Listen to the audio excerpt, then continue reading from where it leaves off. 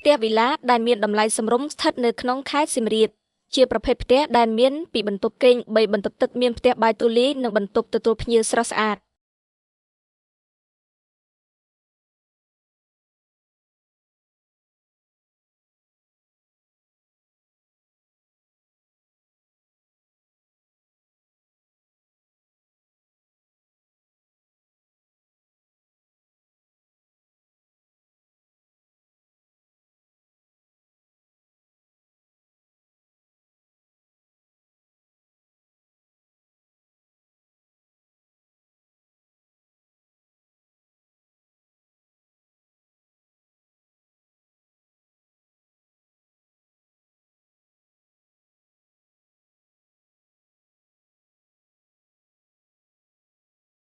អាចសាកសួរព័ត៌មានដល់សេរីសម្រាប់ព័ត៌មានបន្ថែមសូមឆាតចូល Page ឬ call មកលេខទូរស័ព្ទដែលមាននៅក្នុង caption ខាងលើ